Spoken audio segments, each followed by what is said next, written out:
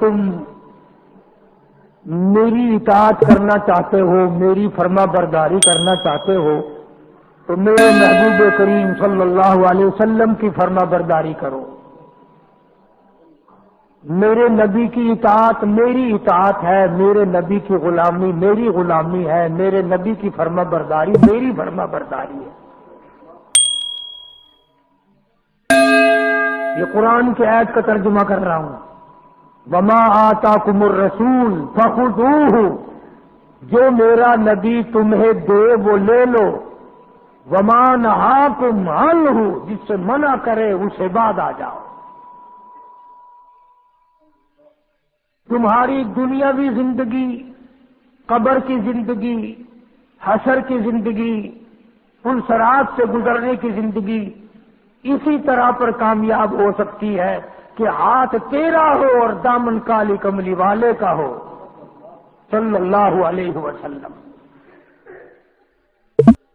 اور ایسا دامن پکڑ کہ موت آ جائے مگر سرکار کا دامن نہ چھوٹے۔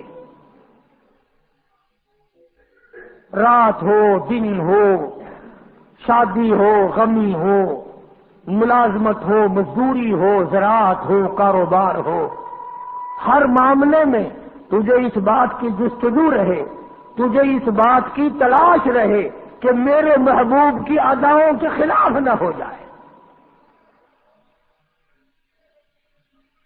یہ ہے سیرت کا معنی اور یہ ہے سیرت طیبہ کے ذکر خیر کا مفہوم۔ آج ہم لوگ اپنی مرضی، کہیں قوالیاں ہو رہی ہیں، ڈھول دھماکے بج رہے ہیں، یعنی بیسط نبوت کیا ہے، مقصد نبوت کیا ہے؟ اللہ پاک نے جو اتنا بڑا نبی بھیجا اس کی بھی تو کوئی منشا ہوگی۔ نبی آئے جھوٹ کو مٹانے کے لیے، سچائی کو زندہ کرنے کے لیے، بدماشی کو مٹانے نبی تشریف لائے، شرافت کو زندہ کرنے کے لیے نبی صلی اللہ علیہ وسلم تشریف لائے۔ آج ہم نے مقصد نبوت کو جھٹلایا، بدماشی زندہ ہے، شرافت مردہ ہے، سچائی دب رہی ہے، جھوٹ ناچ رہا ہے۔ گانے بجانے، بدماشی فحاشی قریانی، ان ساری چیزوں کو محمد کریم صلی اللہ علیہ وسلم نے مٹانے کا حکم دیا ہے۔ اور اگر طاقت کے بلبوتے پہ ایسا کر رہے ہو تو طاقت بڑوں بڑوں کی مٹ گئی۔ میرے اور تمہارے نبی، ساری کائنات کے نبی، زمین آسمان والوں کے نبی، فرشتوں اور ستاروں کے نبی، درختوں اور پرندوں کے نبی، مالک کائنات کے نبی حضرت محمد الرسول اللہ صلی اللہ تعالی علیہ وسلم نے ارشاد فرما دیا، لوگوں فرمایا میری بات کو پلے باندھ لو، اپنے آپ کو اس بات پر پکا رکھو، یقین جما کے رکھو، جب تک لوگ بدماشی سے، جھوٹ سے، فنکاری سے دور رہیں گے، اللہ کی رحمت ان کے چاروں طرف رہے گی، رحمت زمین سے اگلے گی، رحمت آسمان سے برسے گی، رحمت چاروں طرف سے آئے گی۔ اللہ کے نبی نے فرما دیا جب تم جھوٹ بولنے لگو گے، بدماشی کرنے لگو گے، عیاشی کرنے لگو گے، حرام خوری کرنے لگو گے، اللہ کے نبی نے فیصلہ فرما دیا تم سب پہ خدا کی لعنت برسے گی۔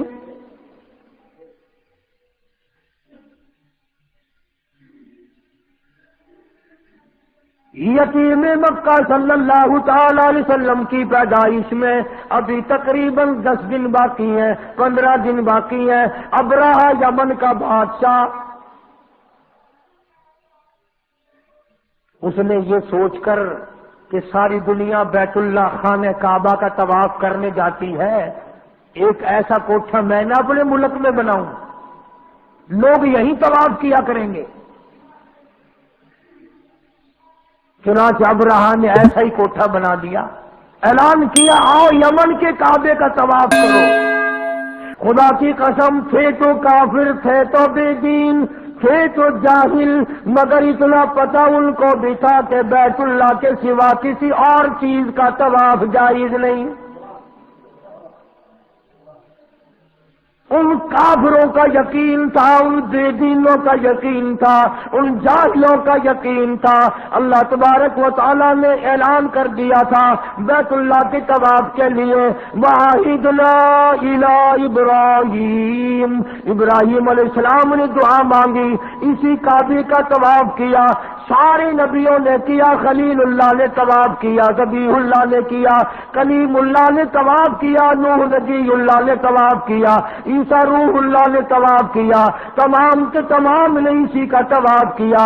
یمن کے بنائے ہوئے کوٹھے کعبے کو کافروں نے قبول نہیں کیا۔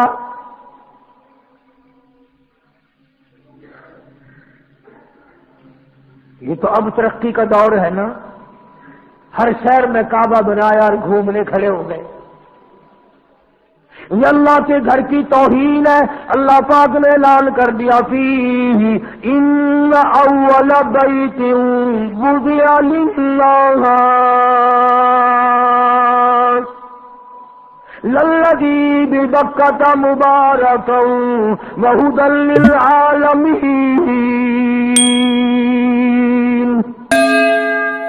ساری زمین پہ، ساری کائنات پہ او لوگوں، سب سے میں نے پہلا اپنا گھر بنایا، عزت والا بنایا، مکے میں بنایا، فیہ آیات بینات مقام ابراہیم۔ ابراہیم خلیل اللہ نے بنایا، اسماعیل ذبیح اللہ نے پتھر اٹھا اٹھا کر پکڑائے، سیدہ ہاجرہ جیسی مائی پانی لاتی ہے، حضرت سارہ جیسی روٹیاں پکا کے لاتی ہے۔ اور دنیا کے مسلمانوں اور مسلمان پاکستان کے ملتان کے مسلمانوں، ذرا کعبے کا مستری تو دیکھو خلیل اللہ ہے، کعبے کا مزدور تو دیکھو ذبیح اللہ ہے، بنانے والے کی گھر والی تو دیکھو مزدور کی اماں سیدہ ہاجرہ تو دیکھو۔ اللہ نے قرآن میں جس کا ذکر فرمایا، ارے یہ کعبہ نبیوں نے بنایا، اللہ نے بنوایا۔ آج اگر تیرے جیسا میرے جیسا کوئی اور بنا بیٹھے، ہزاروں نہیں کروڑوں کعبے بنائے، خدا کی قسم وہ کعبہ طواف کے لائق نہیں ہو سکتا۔ یہ کعبے کی توہین ہے، بیت اللہ کی توہین ہے، اس بنانے والے مستری کی توہین ہے، اس بیت اللہ کے مزدور کی توہین ہے، اور پانی لانے والی ہاجرہ کی توہین ہے، روٹیاں پکا کر کے لانے والی سارہ کی توہین ہے۔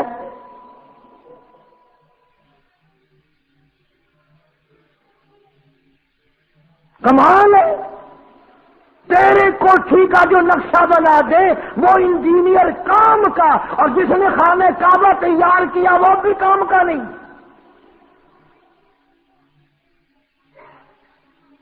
اچھا تو نبی کا غلام ہے۔ یمن کے بادشاہ نے کعبہ بنایا، لوگوں نے طواف کرنے کے بجائے پخانہ کر کر کے اس کا کوٹھا بھر دیا۔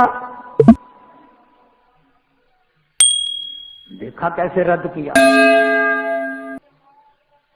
ابرہا کو آگ لگ گئی، کہنے لگا جب تک اس کعبے کو میں گرا کے نہ ہوں، جب تک اس اللہ کے گھر کو منہدم نہ کر دوں، اس مکے والے خانہ کعبے کو ملیا میٹ نہ کر دوں، لوگ اس وقت تک میرے کعبے کو نہیں مانیں گے، میرے بنائے ہوئے کو نہیں مانیں گے۔ طاقت کے بلبوتے پر اٹھا، ہاتھیوں کی فوج لے کر آیا۔ کس وقت لے کر آیا؟ جبکہ دو جہان کے سردار حضرت محمد الرسول اللہ صلی اللہ تعالی علیہ وسلم شکم مادر میں ہیں۔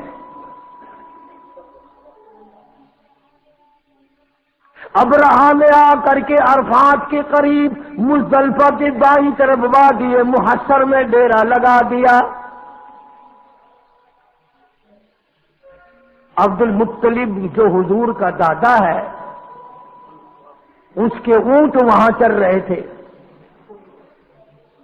ابرہا بادشاہ کے سپاہیوں نے سرکار دو عالم صلی اللہ علیہ وسلم کے دادا کے اونٹ پکڑ لیے۔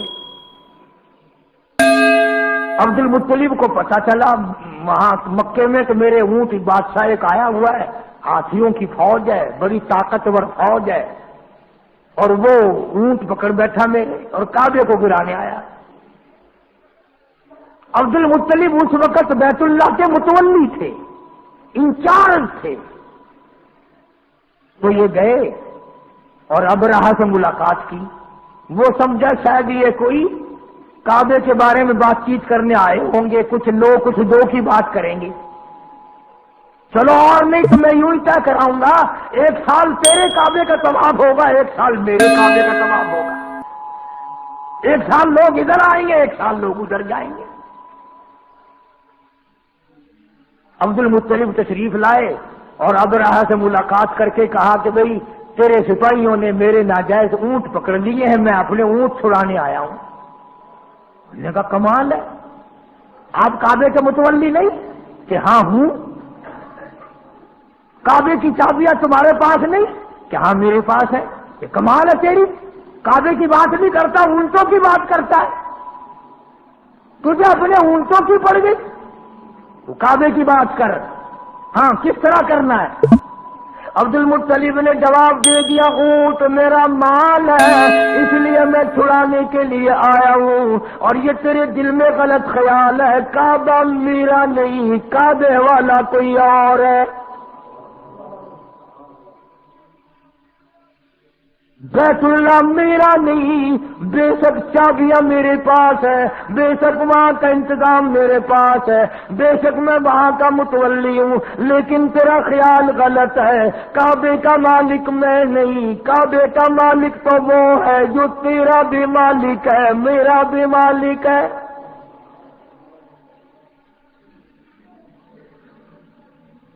سارے جہان کا وہی مالک ہے، وہ تجھ سے خود بات کرے گا، مالک میں مالک ہی نہیں، میں بات کیوں کروں؟ پھر اس نے کہا کہ جی انتظام تو آپ کے پاس ہے نا، جو بات کرنی ہے وہ آپ بات کریں۔ عبد المطلب نے جواب دے دیا، فرمایا میں نہیں جانتا، کعبے والا جانے اور تو جانے، تیرے پاس ہاتھیوں کی فوج ہے، میرے پلے کچھ نہیں، وہ خود تیرا مقابلہ کرے گا۔ جب زیادہ مجبور کیا ابرہہ نے، عبد المطلب نے ایک ہی بات کہہ دی، فرمایا کرے گا فکر، کرے گا فکر اپنے گھر کی، جو اس گھر کا مالک ہے، جو اس گھر کا مالک ہے، وہ بر کا مالک ہے، اور ساری زمین کا مالک وہ، آسمان کا مالک وہ، سمندروں کا مالک وہ، دریاؤں کا مالک وہ، تیری فوج کا مالک وہ، میرا خالق و مالک وہ تجھ سے خود نبڑے گا، میرا کعبہ ہے ہی نہیں، مالک کائنات کا ہے، وہ خدا تجھے خود سنبھالے گا۔ ابرہہ سے اتنی بات کہہ دی حضرت عبد المطلب نے، اور اس کے بعد گھر گئے۔ پریشانی ہے الہی، میں کیا کروں؟ میرے پاس تو لشکر نہیں، میرے پاس تعداد نہیں، میرے پاس فوج نہیں، اس کے پاس تو ہاتھیوں والی فوج ہے، مگر اتنا تو کر سکتے تھے۔ اسی وقت عبد المطلب کی آنکھوں میں آنسو آ گئے اور فرمایا اے بیٹی آمنہ، او آمنہ چلو بیت اللہ میں چل کر دعا مانگے۔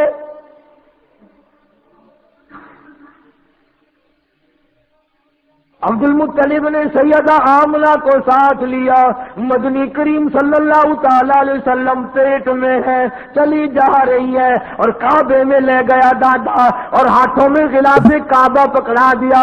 حضرت آمنہ کے ہاتھوں میں غلاف کعبہ ہے، اور حضرت آمنہ دعا مانگ رہی ہے۔ حضرت سیدہ آمنہ کہتی ہے او مولا تیری مرضی، تو کریم ہے، تو رحیم ہے، تو خالق و مالک ہے۔ فرمایا دعا مانگی جناب، دعا مانگی جناب آمنہ کو پاس بٹھلا کر، الہی نصرت غیبی تو ہم کو اب مہیا کر۔ یا لیسان بچہ جو ابھی ہے بطن مادر میں، بشارت تھی کہ اس کا نور چمکے گا تیرے گھر میں۔ مولا ہم نے تو سنا تھا کہ اس گھر کو بسانے والا آنے والا ہے، اور آج اس بیت اللہ کو ہاتھیوں کی فوج لے کر گرانے آیا دشمن۔ سیدہ آمنہ کی آنکھوں سے آنسو گر رہے ہیں، دعا مانگ رہی ہے، اور تمہیں تو دعا بھی نہیں مانگنی آتی۔ کسی آدمی سے اگر قرض مانگنا ہو نا، پیسے مارنے ہوں، کتنی باتیں بناتا ہے، پریس کرتا ہے، فلاں پہ بھی چاہیے، فلانے پہ بھی چاہیے، فلانے پہ بھی چاہیے، بس اتفاق کی بات ہے، ضرورت پڑ گئی، میں نے سوچا تھا چلو فلانے دوست کو کبھی آزمایا نہیں، آج آزما لوں، دیکھوں کیا کرتا ہے۔ 100 کروڑ باتیں بنا کر پھر 4 پیسے کا سوال کرتا ہے، اور اس مولا سے تو ایک دفعہ بھی نہیں کہتا، اور میرے مولا تو میرا خدا ہے، میں تیرا بندہ ہوں، میں تیرا دروازہ چھوڑ کر جاؤں کہاں؟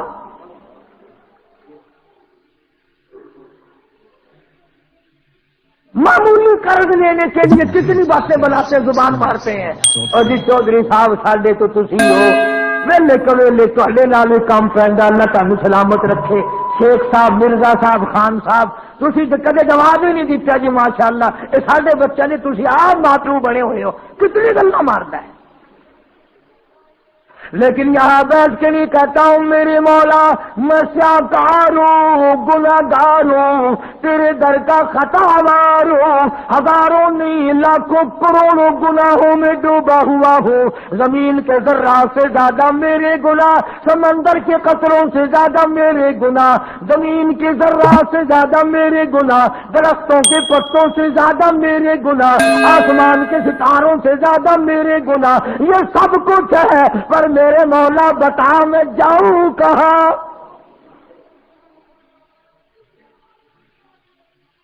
کس دروازے پہ جا کے مٹھا ماروں؟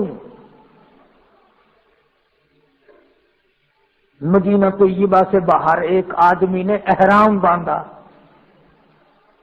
اور احرام باندھ کر اس نے آواز لگائی، لبیک اللہم لبیک،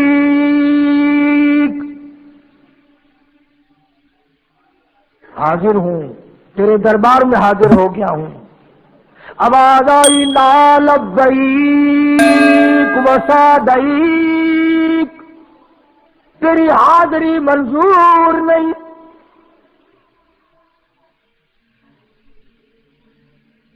بڑے میاں تھے، یہ احرام باندھنے والے بزرگ آدمی تھے، ایک برابر میں نوجوان کھڑا ہوا تھا، اس نے بھی آواز سنی، وہ کہنے لگا بڑے میاں جب منظوری نہیں تو کیا کرو گے جا کے؟ جب آواز آ گئی کہ منظور ہے ہی نہیں تو دھکے کھا رہے ہو؟ بڑے میاں کی آنکھوں میں آنسو آ گئے، فرمایا بیٹا تو ایک دن یہ آواز سن کر گھبرا گیا، مجھے یہ آواز سنتے سنتے 53 سال گزر گئے، مجھے یہ آواز سنتے سنتے 53 سال گزر گئے، پر آج تک میرے دماغ میں بھی یہ بات نہیں آئی کہ اگر یہاں منظور نہیں تو وہاں چلا جاؤں۔ ارے منظور ہو یا نہ ہو میں جاؤں کہاں؟ میں اور کہاں جاؤں؟ بس اتنی بات جب منہ سے نکلی، آواز آئی، آج ہم نے تمہارے یکدم 54 حج قبول کر لیے۔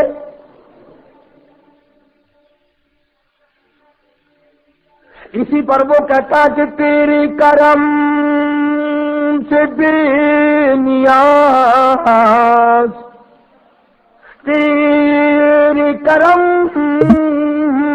سے بے نیاز، اور کون سی شے ملی نہیں، تیرے کرم سے بے نیاز، اور کون سی شے ملی نہیں، جھولی میری تنگ ہے پر تیرے یہاں کمی نہیں، اور جھولی ہی میری تنگ ہے پر تیرے یہاں کمی نہیں، سربا سجود ہوں مگر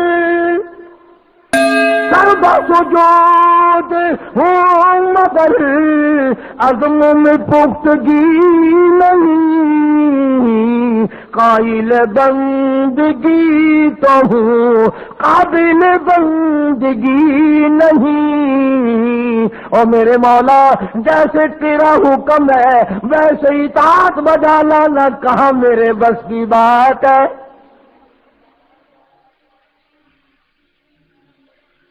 دعا مانگی سید آمنہ رضی اللہ تعالیٰ عنہ نے، سرکار کے دادے نے دعا مانگی، آواز آئی عبد المطلب جب تم نے میرا دروازہ کھٹکھٹا دیا، اور اگلی بات یاد کر کے لکھ کے لے جاؤ، کیا مزیدار بات ذہن میں آئی ہے۔ آواز آئی عبد المطلب تو دعا مانگتا بات اور تھی، سارا مکہ مانگتا بات اور تھی، سارے قریش والے دعا مانگتے بات اور تھی، آمنہ اکیلی دعا مانگتی بات اور تھی۔ میں تیری جھولی کیسے خالی لوٹاؤں؟ آمنہ پیٹ میں میرے محبوب کو لے کے آئی ہے صلی اللہ علیہ وسلم، اور فرمایا اب میں نے اتنا قبول کر لیا، لشکر کی حاجت نہیں، فوج کی ضرورت نہیں، قریش والے بھی جاؤ، سردار آرام کرو، مکے والوں سو جاؤ، فرشتوں تمہاری ضرورت نہیں، جنوں تمہاری حاجت نہیں، آج ہاتھیوں کی فوج کے مقابلے کے لیے کسی کی ضرورت نہیں۔ آملہ جب تو کالی کملی والے کو لے کے آ گئی، میں بھی تمہیں ایسی جنگ کر کے دکھاؤں گا جس سے میری خدائی سمجھ میں آئے۔ نرالی جنگ ہوگی آج۔ عبد المطلب نے جب یہ بات کہہ دی کہ کعبے والا کعبے کی بات کرے گا تو میں ہی کروں گا، جبریل ہٹ جا، اسرافیل ایک طرف ہو جا، میکائیل اپنی طاقت کو الگ رکھو، سارے فرشتوں ایک طرف ہٹ جاؤ، آج نرالی جنگ ہوگی۔ نرالی کیسے ہوگی؟ فرمایا ابرہہ کے ہاتھی لڑیں گے، میں خدا کی چڑیا لڑے گی۔ قرآن ہے، قرآن کہانیاں نہیں ہیں یہ، ڈوڑے نہیں ہیں۔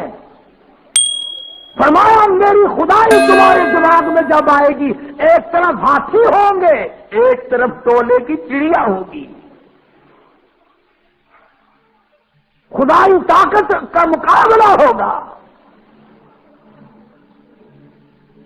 بس دیکھتے دیکھتے ابرہہ نے اپنی فوج کو چلنے کا حکم دیا، ہاتھی چلے، فوج چلی، اور آسمان کی طرف بادل سے دکھائی دیے، بادل سے دکھائی دیے، دیکھتے دیکھتے ہزاروں لاکھوں کروڑوں چڑیا جمع ہو گئی۔ جیسے فوج کو جب تک حکم نہیں ملتا اس وقت تک حملہ نہیں کرتی، بادل چھایا ہوا ہے، چڑیا گھوم رہی ہے اور انتظار ہے کہ کب بٹن دبے گا۔ ادھر سے آواز آئی الم تر کیف فعل ربک باصحاب الفیل الم یجعل کیدہم فی تضلیل وارسل علیہم طیرا ابابیل۔ چڑیو بس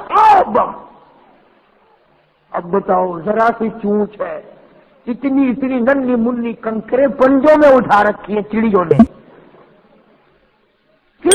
پنجوں میں ذرا سی کنکریں اٹھا رکھی ہیں۔ اب میں نہیں کہتا کسی جماعت کا فیصلہ نہیں، کسی پارٹی کا فیصلہ نہیں، قرآن کہتا ترمیہم بحجارۃ من سجیل، برسی کنکریں۔ قرآن کہتا ہے ایک ایک کنکر 7 ہاتھیوں کے اندر سے گزر گئی۔ خدا جس کے ساتھ ہو پھر چاہے چڑیا کیوں نہ ہو. فَجَعَلَهُمْ كَعَصْفٍ مَّأْكُولٍ. قرآن کہتا ہے چڑیوں کی کنکریوں نے اس طرح ہاتھیوں کو چھلنی کر دیا جیسے گھاس چارے کو جانور منہ میں چبا کے کر دیا کرتا ہے. چبایا ہوا گھاس بنا کے رکھ دیا. ہاتھی جو واپس بھاگے نا وہ بادشاہ فوج ساری اپنے ہاتھیوں کے نیچے رگڑی دی ساری فوج. خدائی فیصلے ہیں. وہ ایک اور بادشاہ تھا نا پہلے نمرود، بڑا شیطان تھا وہ بھی. یوں کرتے 400 سال اس کے سر میں درد کبھی نہیں ہوا. نمرود بادشاہ تھا، خالی بدماش، چاروں طرف عورتیں کھڑی ہیں. اللہ کی ناراضگی آ گئی. اللہ نے فرمایا ہاں بھائی اب اس کی مغرور کھوپڑی ہم نے سیدھی کرنی ہے. مخلوق میں سے بولو کون آئے گا؟ فرشتے آئے الہ العالمین. ابھی اس کا دماغ نکال دیتے ہیں، 1 سیکنڈ بھی نہیں لگے گا، قیمہ بن جائے گا. لگا ایسی مغرور کھوپڑی کا علاج فرشتوں سے نہیں کرانا، میرے فرشتوں کی بھی توہین ہے. جنوں سے نہیں کرانا ایسی کھوپڑی کا علاج، میرے جنوں کی توہین ہے. انسانوں سے نہیں کرانا ایسی مغرور بدماش کھوپڑی کا علاج، انسان کی توہین ہے. بس اللہ کی آواز پر ایک مچھر آیا. یوں کہ جی اگر حکم ملے تو میں تو سب سے چھوٹا ہوں. اور یوں لکھا کتابوں میں کہ مچھر بھی کیسا تھا، ایک پر نہیں تھا، ایک ٹانگ نہیں تھی. انہوں نے کہا جی حکم ملے کھوپڑی انشاءاللہ بھی ٹھیک کر دیتا ہوں، اجازت ہو. انہوں نے کہا اچھا تو ہی جا، تو بھی کیا یاد رکھے گا. لگ گئی ڈیوٹی. بیٹھا تھا نا بڑا آرام سے، سامنے سے یوں مچھر آیا اور سیدھا ناک کے ذریعے دماغ میں تشریف لے گیا. اور وہاں جا کر اس نے نعرے مارنے شروع کر دیے دماغ میں، لگا کاٹنے اور لگی کھچلی دماغ میں. وہ جو عورتیں چاروں طرف میک اپ کرے ہوئے کھڑی تھی نا، کہنے لگا کیا دیکھ رہی ہو کھڑی ہوئی، میرے سر میں جوتے مارو ساری. کسی نے اگر آہستہ مارا نا کہنے لگا ساری محل سے نکال دوں گا. اس دوسری کے جوتے میں بڑا مزہ آیا، تیرے جوتے میں مزہ ہی نہیں آیا. اتنے جوتے مروائے، اتنے جوتے لگوائے، اللہ بھی آلے کھوپڑی گندی ہو گئی.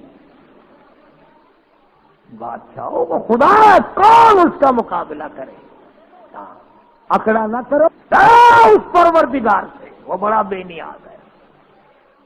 اس لیے اللہ پاک جل شانہ فرماتے ہیں او لوگوں میری ذات کا مقابلہ نہ کرو، میری صفات کا مقابلہ نہ کرو، میری ذات و صفات میں کسی کو شریک نہ بناؤ. میں اگر پکڑنے پہ آؤں گا تباہی پھر جائے گی. اب رہا گیا اپنے کعبے کو بنانے آیا تھا، سب کچھ کھو بیٹھا. عرض کرنے کا مقصد یہ تھا کہ محمد عربی صلی اللہ علیہ وسلم ہمارے لیے رحمت بن کر آئے، ہمارے لیے کرم بن کر آئے، رؤوف بن کر آئے، رحوم بن کر آئے، رحیم بن کر آئے، مہربانیوں والا نبی بن کر آئے، شافی محشر بن کر آئے، ساقی کوثر بن کر آئے، شفیع المذنبین بن کر آئے. محمد عربی صلی اللہ علیہ وسلم امت والے قرآن والے بن کر آئے. ارے سوچنے والی بات تو یہ ہے کہ نبی نے ہمیں قرآن دیا اور ہم نبی کے یہاں نبی کے دروازے پہ نبی کے حضور میں ہر وقت بدماشیاں پیش کریں. جامع ترمذی کی حدیث ہے کہ ہر پیر کے دن اور ہر جمعرات کے دن ہر امتی کا نامہ اعمال آقا کے سامنے پیش کیا جاتا ہے. ذرا سوچو تو صحیح، یہ میرا تیرا عمل دیکھ کر حضور خوش ہوتے ہوں گے. نماز نہیں ہے، قرآن کی تلاوت نہیں ہے، زبان سے سچی بات نہیں ہے، دماغ میں ایک بات سمائی ہوئی ہے کہ دکان پہ بیٹھ کے جھوٹ بولنا کوئی جھوٹ ہے، یہ تو کاروباری لائن ہے. نہ کاروباری لائن میں بیٹھ کر کے غلط کام کرنا جائز ہے. اس کا مطلب تو یہ ہوا کہ گھر میں بدماشی نہ کرو، دکان پہ بے شک بدماشی کرو.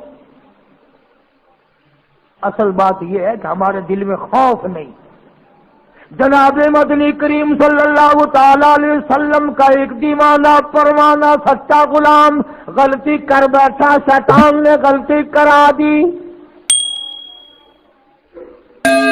ماعز سلمی رضی اللہ تعالیٰ عنہ نوجوان صحابی حضور کی خدمت میں آیا اور جا کے عرض کرنے لگا، اے کالی کملی والے، انی قد ہلکت، میں ہلاک ہو گیا، میں برباد ہو گیا، میں تباہ ہو گیا، طہرنی، مجھے پاک کر دو، مجھ پہ اسلام کا قانون چلا دو، مجھ پہ حد جاری کر دو، مجھ پہ قرآن کا قانون لاگو کر دو، میں آخرت کی تباہی سے بچ جاؤں گا۔ سرکار نے اس طرف منہ پھیر لیا، وہ پھر اس طرف آ گیا، میں گناہ کر بیٹھا ہوں، مجھ پر حد جاری کرو، اسلام کا قانون مجھ پہ چلاؤ۔ پھر دوسری طرف آ گیا، حضور کریم صلی اللہ علیہ وسلم نے حکم دے دیا، جاؤ مدینے سے باہر لے جاؤ، اس کو پتھر مار مار کے مار دو، اس نے زنا کیا ہے، غلطی کی ہے۔ ماعز سلمی کو مدینے سے لوگ باہر لے گئے اور جو پتھر مارنے لگے، لہو نکلا، ایک مارنے والے کے کپڑے پہ گر پڑا، اس نے برا بھلا کہا، حضور نے سن لیا، فرمایا یوں نہ کہو، آج ماعز سلمی نے وہ توبہ کی ہے، اگر اس کی توبہ کو پورے مدینے پر تقسیم کرو سب کو جنت واجب ہو جائے گی۔ کسی نے پکڑا نہیں، کسی نے دیکھا نہیں، رپورٹ نہیں کی کسی نے، خود بخود آخرت کا ڈر لگا۔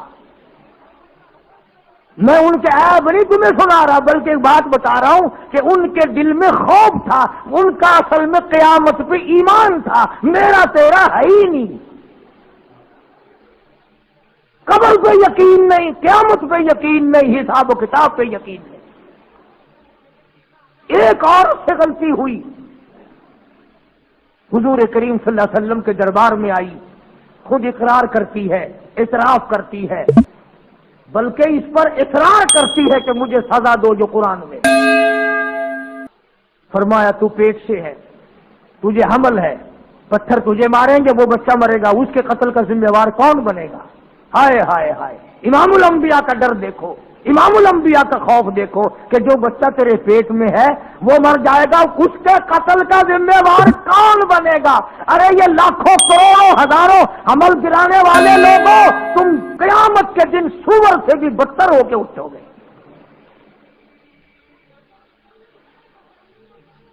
تم اس کو قتل نہیں سمجھتے؟ نبی پاک صلی اللہ علیہ وسلم نے فرمایا اس کے قتل کا ذمہ دار کون بنے گا؟ جامائی جب بچہ پیدا ہو جائے گا پھر آنا، پھر اسلام کا قانون تجھ پر چالو کریں گے۔ ایمانداری کی بات ہے، کتابیں اٹھا کر دیکھ لو، اسے کوئی بلانے نہیں گیا دفتر کا آدمی، ہاں بھائی ہاں، اب تو فارغ ہو گئی، بچہ پیدا ہو گیا، وہ تو نے یوں کیا تھا نا، چل تجھے سزا ملے گی۔ یوں لکھا کتابوں میں، جب وہ لڑکا پیدا ہو گیا، یوں جھولی میں اٹھا کر سرکار کے دربار میں آئی، کالی کملی والے اب تو مجھے پاک کر دو، یہ بچہ پیدا ہو گیا ہے، قرآن کا قانون مجھ پہ چلاؤ۔ اب حضور نے فرمایا اس کو دودھ کون پلائے گا؟ اس کو پالے گا کون؟ اگر اس طرح سے یہ مر گیا تو اس کا ذمہ دار کون بنے گا؟ روٹی دھوتی پھر چلی گئی، اور اس توجہ کرنا، اس وقت پوچھنے لگی جی کس وقت لے کے آؤں اسے؟ یوں فرما دیا کہ جب یہ روٹی کھانے لگ جائے، جب یہ روٹی کھانے لگے گا نا، جب تجھے وہ سزا دی جائے گی۔ یوں لکھا کتابوں میں کہ چند مہینے کا تھا، ہاتھ میں ٹکڑا دے کے لے آئی، جوڑی میں دیکھ لو، ہاتھ میں ٹکڑا تو کھاتا بھی ہوگا نا، اب میرے یہ قدم اس خدا کی زمین پہ نہیں پڑنے چاہیے، خدا کی زمین پہ میرے قدم نہیں رکھے جانے چاہیے، میرے یہ منحوس قدم ہے، اللہ کی پاک زمین ہے۔ ہم میں سے بھی کبھی کسی نے خطا مانی؟ ایک گناہ کرنا اور ایک کرنا، کیا ہے سارا جہان کر رہا ہے، میں کر رہا ہوں تو کیا ہے؟ اسی کو خداوند کریم نے اعلان کر کے فرما دیا ان بطش ربک لشدید، میری پکڑ بڑی سخت ہے، ایسا وقت میں لاؤں گا جنازہ اٹھانے والا کوئی نہیں، کفن دینے والا کوئی نہیں، غسل دینے والا کوئی نہیں، قبر میں دفن کرنے والا کوئی نہیں، سرچی تمہاری ہوگی، کھوپڑیاں تمہاری ہوں گی، کتے گھسیٹیں گے۔ عقل کرتا ہے آدمی، کسی کو ڈاکٹری پہ ناز ہے، کسی کو افسری پہ ناز ہے، کسی کو پیری فقیری اور مولوی پڑھنے کا فخر ہے، کسی کو حاجی اور نمازی پڑھنے کا فخر ہے۔ فرمایا کیا فخر کرو گے، میرے در پہ آؤ گے تو تمہیں پتہ چل جائے گا۔ یہ تو بھائی سیدھی سادی بات ہے، میں بھی زور لگا رہا ہوں، جب موت آئے گی خود بخود پتہ چل جائے گا کہ ساری دنیا میں اور ساری زندگی میں میں کیا کرتا رہا ہوں۔ وہاں تو آنکھوں کے اشارے بھی لکھے جا رہے ہیں، زبان سے جو کلمہ نکلتا ہے وہ بھی لکھا جا رہا ہے، ہر چیز ریکارڈ میں ہے، ریکارڈ میں۔ تو ہمارے نبی حضرت محمد کریم صلی اللہ تعالی علیہ وسلم نے ہر چیز کا نمونہ بن کے دکھلایا، کھا کے دکھایا، پی کے دکھایا، سو کے دکھایا، اپنی شادیاں کر کے دکھلائی، اپنی بچیوں کی شادیاں کر کے دکھلائی، اپنے عزیزوں رشتہ داروں کی شادیاں کر کے دکھلائی، بیمار بھی ہو کے دکھایا، مدینے کا بادشاہ بن کے بھی دکھایا، اور اپنے پیٹ پہ دو دو پتھر باندھ کے بھی دکھایا۔ ایک ایک وقت میں ایک ایک بکری کی ران بھی کھا کے دکھائی، اور کئی کئی وقت میں درختوں کے پتے چبا کر الحمدللہ پڑھ کے بھی دکھایا۔ جناب عائشہ صدیقہ رضی اللہ تعالی عنہا فرماتی ہیں کہ کئی مرتبہ ایسا ہوتا تھا مہینوں مہینوں ایک کھجور کا دانہ اور ایک پانی کا پیالہ، پانی بھی مول ملتا تھا، اندازہ لگائے ایک پانی کا پیالہ، پانی بھی رد کے نہیں، اور ایک کھجور کا دانہ۔ تو کسی نے حضرت عائشہ صدیقہ رضی اللہ تعالی عنہا سے پوچھا کہ اماں کیسے وقت گزرتا تھا؟ تو رونے لگی اور فرمایا بیٹی اس پیالے کی بھی اس وقت قدر ہوئی جب وہ بھی نہ ملا۔ تو محبوب کائنات صلی اللہ علیہ وسلم نے جنگوں میں فتح کر کے بھی دکھلائی۔ جنگ بدر کے فاتح کو دیکھو، اگر کسی نے شکست دیکھ لی ہو تو احد کے میدان میں پیغمبر کے چچا کے 11 ٹکڑے اٹھاتے ہوئے کو دیکھو۔ اگر تمہاری بیٹی ہے تمہیں اس کے ساتھ نباہ کرنا پڑ رہا ہے تو تم فاطمہ کے ابا کو دیکھو کہ وہ کیا کرتا ہے۔ اگر عمر میں تیری بیوی چھوٹی ہے اس کے ساتھ تجھے زندگی بسر کرنی پڑ رہی ہے تو عائشہ صدیقہ کے شوہر کو دیکھ کہ عائشہ صدیقہ کی عمر 6 سال ہے اور سرکار دو عالم صلی اللہ علیہ وسلم کی عمر 52 سال ہے۔ اور اگر تیری بیوی عمر میں تجھ سے بڑی ہے، اس سے گزارا کرنا پڑ رہا ہے، تو سیدہ خدیجہ رضی اللہ تعالی عنہا کے خامن کو دیکھ کہ حضور کریم صلی اللہ علیہ وسلم کی عمر مبارک 21 یا 25 برس ہے اور حضرت خدیجہ کی عمر 45 سال ہے۔ اگر تمہیں نواسے کے ساتھ نباہ کرنا پڑ رہا ہے حسین کے نانا کو دیکھ، اگر تجھے اپنے داماد کے ساتھ نباہ کرنا پڑتا ہے علی مرتضیٰ اور عثمان کے سسر کو دیکھ،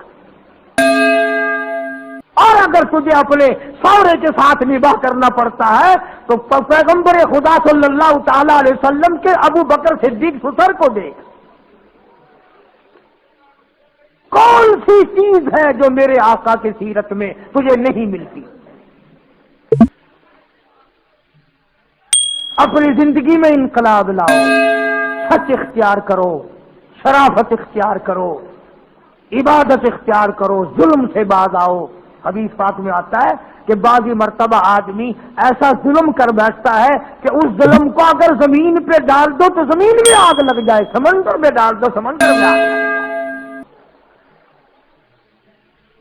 یہ سارا جہان ناپائیدار ہے، بے وفا ہے۔ اسی کو شیخ سعدی رحمت اللہ علیہ کیا عجیب نقل کرتا ہے، کہتا کہ یقین بر حسیرو یقین بر سریر یکی در پلاسو یکی در حریر. کہتا یہ تو مقدری سودے ہیں، ایک بوری میں لپٹا بیٹھا ہے اور ایک مخمل اور تخت شہنشاہی پہ بیٹھا ہے.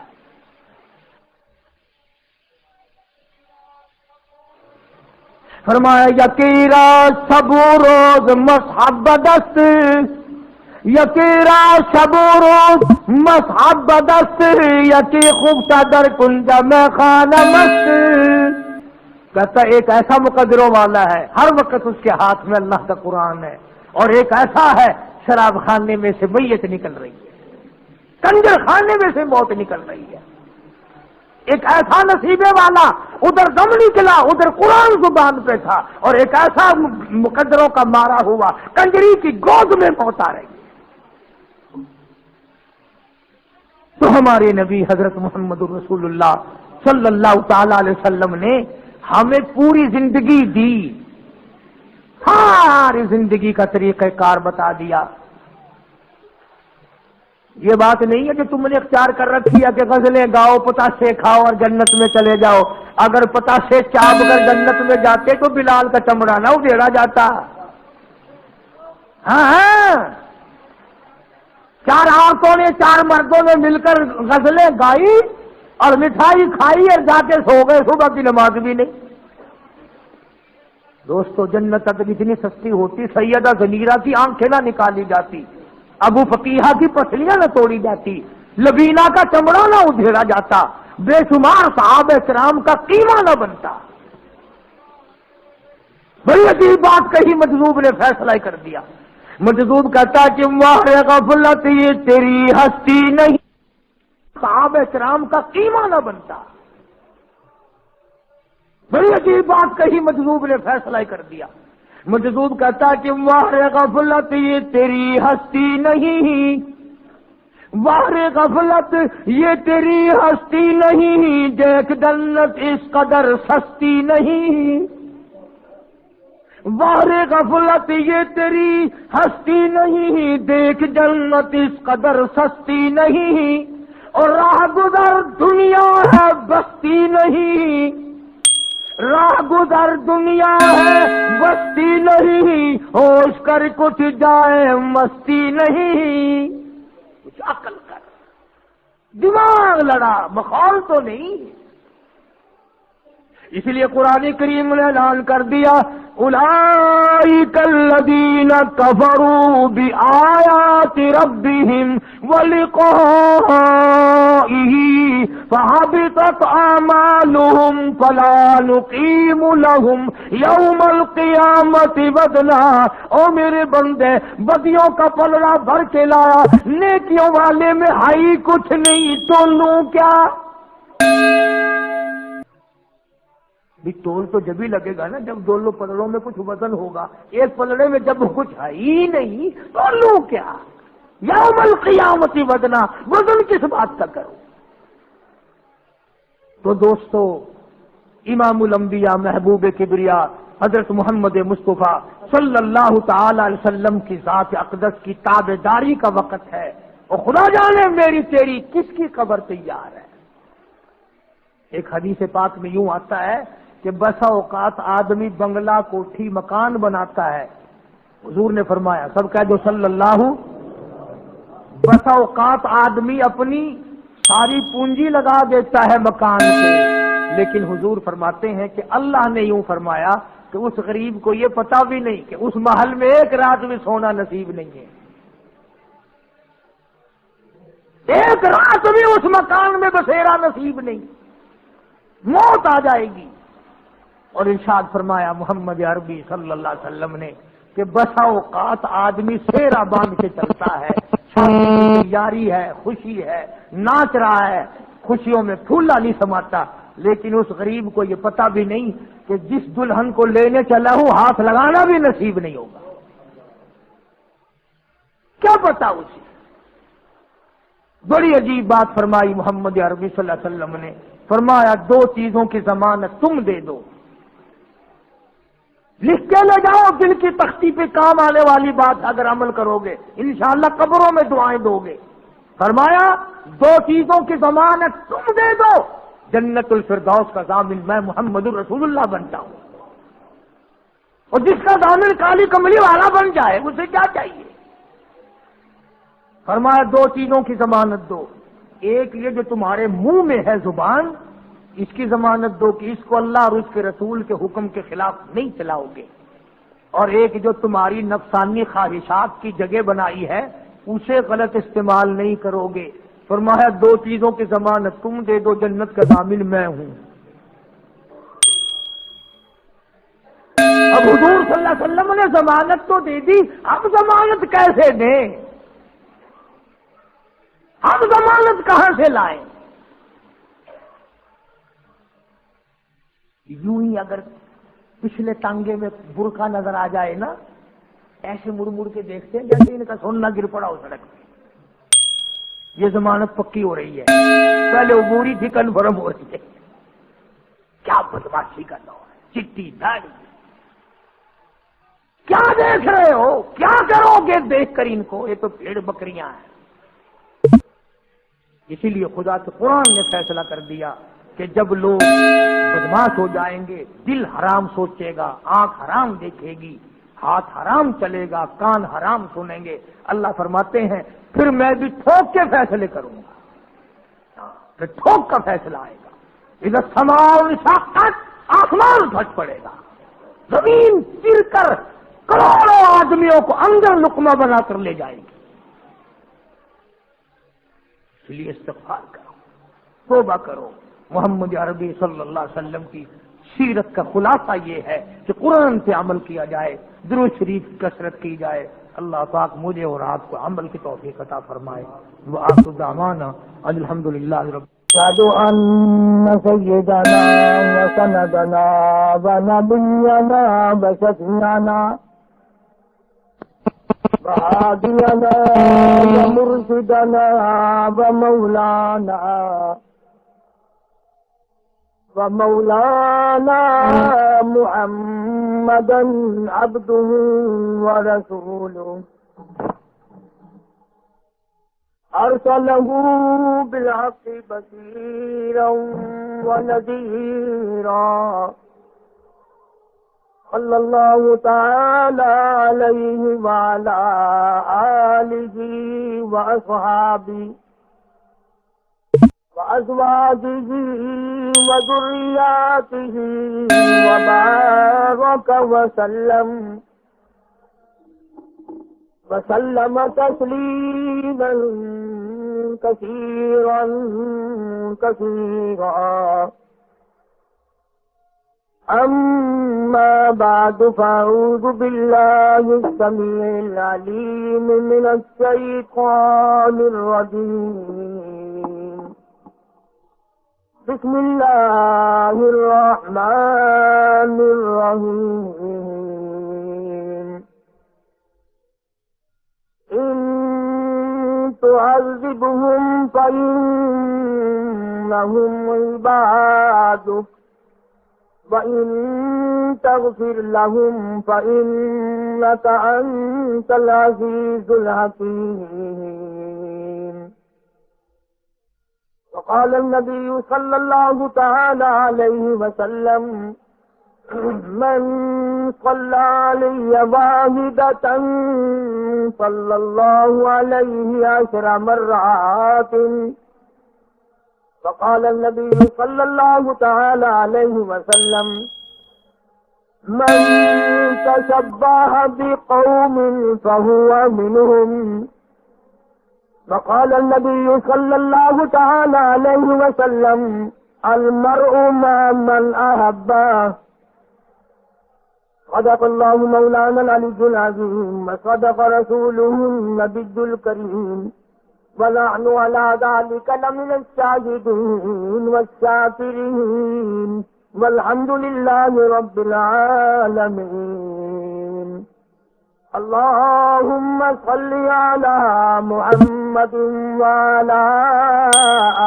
آل محمد كما صليت على إبراهيم وعلى آل إبراهيم إنك حميد مجيد اللهم بارك على محمد وعلى آل محمد كما باركت على إبراهيم وعلى آل إبراهيم إنك حميد مجيد یا الہی رحمتم برمہما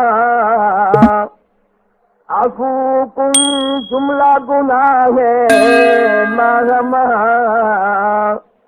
آج سے مو جرمہا کردہ بسے نستمارا غیر تو دیگر کسے گربخانی وربرانی بندائیں عرش حکم تستزا خرسندائیں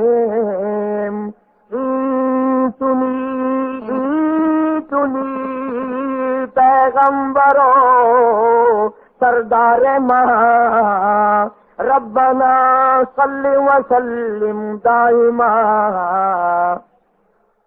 عذاب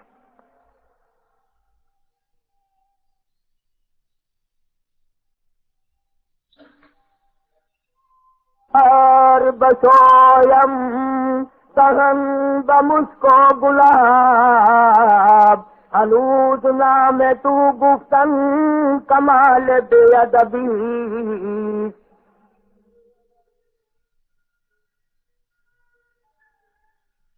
گزشتہ جمعے میں امام الاولین والآخرین سید المرسلین خاتم النبیین حضرت محمد کریم صلی اللہ علیہ وسلم کی سیرت پاک کا وہ حصہ عرض کیا تھا کہ آپ کے تشریف لانے کے وقت اس مالک نے کیا کیا نظام فرمائے، جس خدا نے اپنے محبوب کو مکے کی سرزمین پہ بھیجا اس خدا نے سارے انتظام فرمائے، دنیاوی نظام کو ختم کرتے چلے گئے،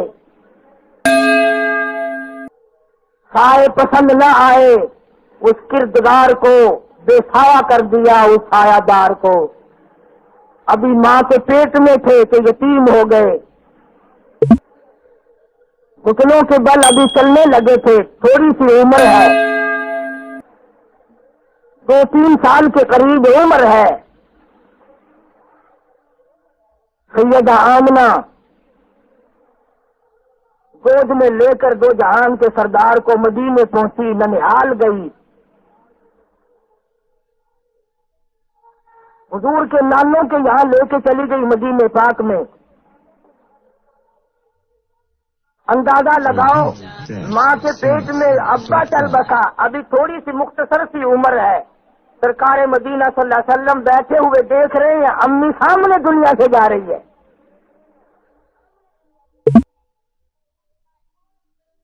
مڑ مڑ کے آسمان کی طرف دیکھتے ہیں، مولا میرا کون؟ آواز آئی میرے محبوب تیرا میں۔ کسی کا باپ پالے گا، کسی کی ماں پالے گی، کسی کی بہن پالے گی، میرے محبوب تجھے میں خدا پالوں گا۔ ایک یتیم، ایک پردیسی مدینے پاک میں گئے تو ماں چل بسی، تھوڑی سی عمر ہوئی تو دادا چل بسا، آخرت کی دولت ملی، دنیا کا کچھ بھی اللہ پاک نے دیا۔ چنانچہ سیدہ خدیجہ رضی اللہ تعالی عنہا سے جس وقت آپ کا نکاح ہوا ہے، ابو طالب نے نکاح پڑھا ہے، اس زمانے کے رواج کے مطابق، کبھی تم سمجھو کہ ابو طالب رجسٹرار بنا ہوا ہوگا، نکاح خواہ نہیں تھا۔ ابو طالب کے یہ الفاظ آتے ہیں کہ لوگوں آج میرے بھتیجے کے پاس مال نہیں، سامان نہیں، دکان نہیں، مکان نہیں، پر میری یہ نگاہیں دیکھتی ہیں کہ میرا بھتیجا بڑا اونچا جائے گا۔ سیدہ خدیجہ رضی اللہ تعالی عنہا نے سارے کرشمے دیکھے، بڑے بڑے رئیسوں کے نکاح کے پیغام ٹھکرا دیے. مکے کی تاجرہ تھی، مکے کی رئیسہ تھی، مکے کی مشہور دولت مند تھی، اور صرف اپنی ذات حضور کے حوالے نہیں کی، جتنا حضرت خدیجہ کا مال تھا سارے کا حضور کو مالک بنا دیا. چند دنوں میں وہ سارا مال غریبوں میں تقسیم فرما دیا. حضرت خدیجہ نے یہ کبھی نہیں کہا کہ ہم بھوکے مریں گے، ہمارا بھی کیا انتظام ہے، یہ دولت ہے ساری تقسیم کر رہے ہو. قربان جاؤں، ایمان اس کا نام ہے. وہ مسلمانوں، اگر خدیجہ کہتی تھی میرے آقا میں بھی تیری، میرا مال بھی تیرا، میری جان بھی تیری، سب کچھ تیرا ہے، جو چاہو تصرف کرو. اور اسی محبوب خدا صلی اللہ علیہ وسلم کی جب جوانی آئی، شباب آیا، سیدہ خدیجہ رضی اللہ تعالیٰ عنہ کئی دن کا کھانا بنا کر دے دیتی ہے. غار حرا پہ ایک پہاڑ کے اندر جا کر کالی کمری والے کئی دن کی عبادت کرتے ہیں، اعتکاف کرتے ہیں، اپنے مولا کو یاد کرتے ہیں. کئی دن کا کھانا بنا کے دے دیتی ہے. وہ کتنی خوش نصیب مائی ہوگی. کوئی اپنے بیٹے کا کھانا بنائے گی، کوئی اپنے خامن کا کھانا بنائے گی، کوئی اپنے بھائی کا کھانا پکائے گی، کوئی سسر کا کھانا پکائے گی، کوئی داماد کا کھانا پکائے گی. واہ خدیجہ مبارک ہو، تو شہنشاہ کائنات کا کھانا بناتی ہے.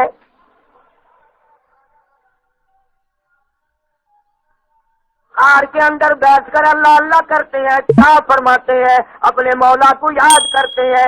ایک دن کا موقع آیا، ایک سبز لباس والا غار میں سامنے آیا اور آ کے کہتا اقرا یا محمد صلی اللہ علیہ وسلم، اور کالی کملی والے پڑھو. یہ بات بھی آپ کو علم میں نہیں ہے، نبی دنیا میں کسی کا شاگرد نہیں ہوتا. نبی اسکول نہیں جاتا، نبی کالج نہیں جاتا، نبی درس میں نہیں جاتا. کوئی نبی، کوئی پیغمبر بھی کسی استاد کے سامنے نہیں بیٹھتا، اس لیے کہ نبی کا استاد خدا ہوتا ہے.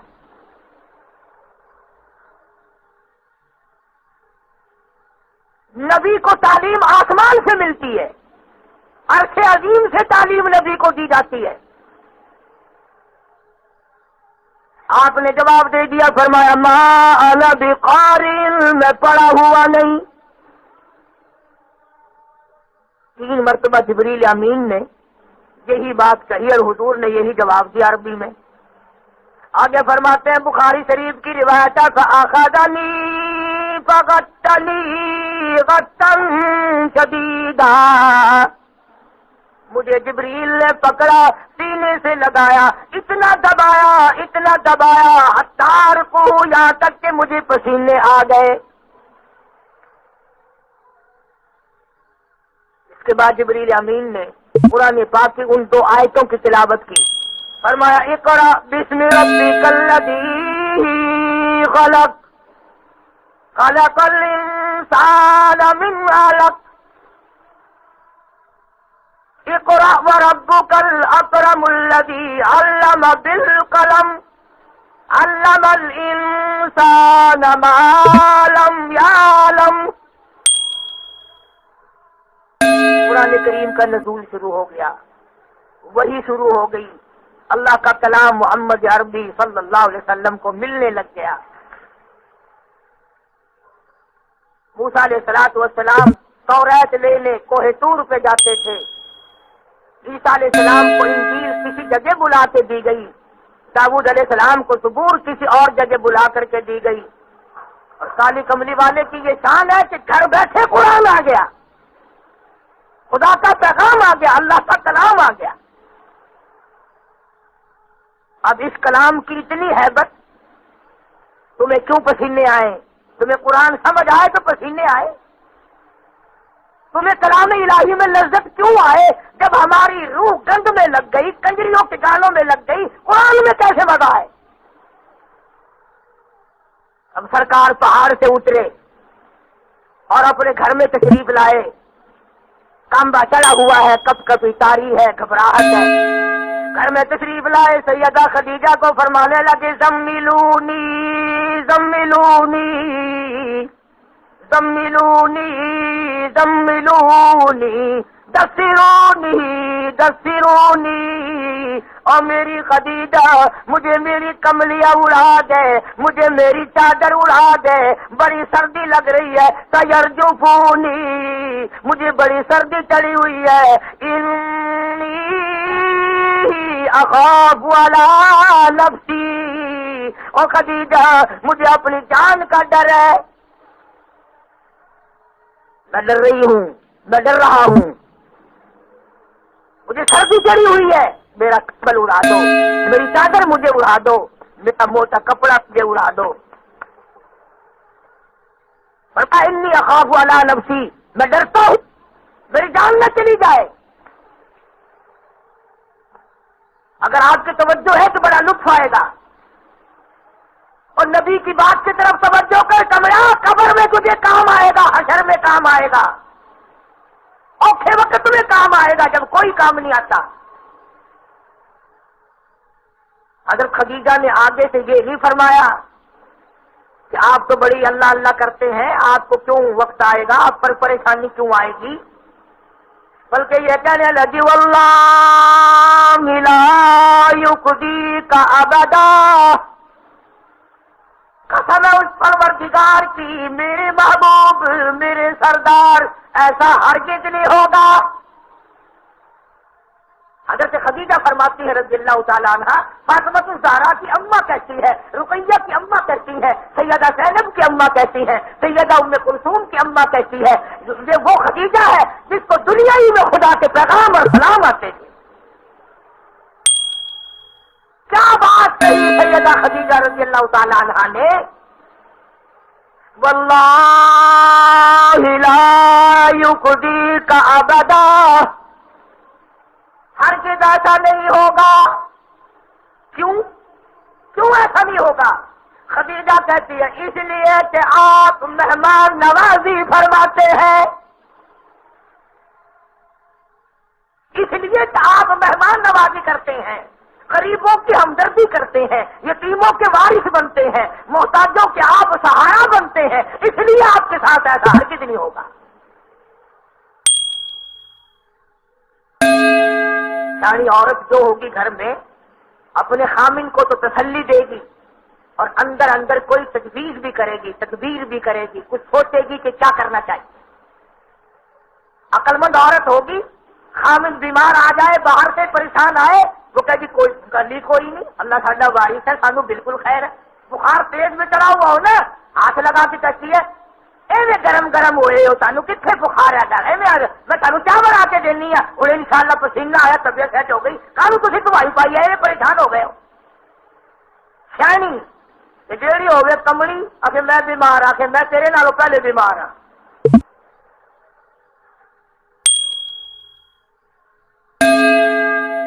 انہوں نے کہا میرے واسطے بستر بچھا کے وہ بچھا پیا، ار لیتے کہ پر لیتے کہ پر لیتے میں پہنا ہے. بڑی مشکل ہے سمجھدار عورتیں ملنی. حضرت خدیجہ نے حضور کریم صلی اللہ علیہ وسلم کی تو تسلی کر دی اور اندر اندر سوچ رہی ہے مولا مجھے ایسا خامد کہاں ملے گا، مجھے ایسا دلبر کہاں ملے گا، مجھے ایسا چاند کہاں ملے گا. ورقہ ابن نوفل حضرت خدیجہ کا چچا زاد بھائی، توریت کا عالم ہے، توریت کا حافظ ہے، وقت کا بہت بڑا بزرگ شمار ہوتا ہے. یاد آ گیا کہ وہاں لے کے چلوں.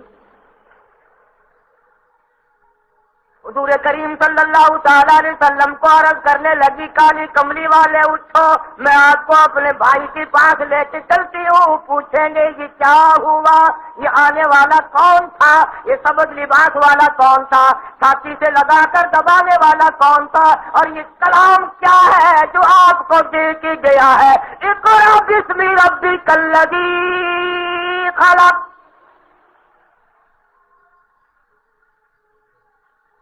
کیا وقت ہوگا.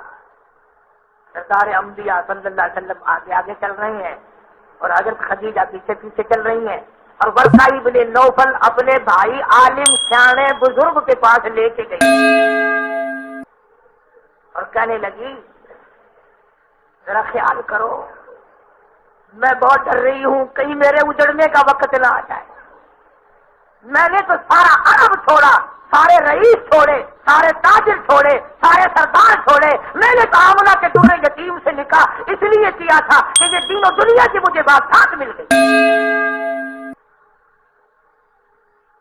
بھائی جان ذرا دیکھو تو صحیح انہیں کیا ہوا، پہاڑ کی غار میں ان کو کون ملا، یہ بہت ڈر رہے ہیں، بڑے گھبرائے ہوئے ہیں، ذرا دیکھو تو صحیح۔ ورقہ ابن نوفل نے کہا کہ وہ مجھے کلام سناؤ جو تمہیں وہاں کلام بتایا گیا۔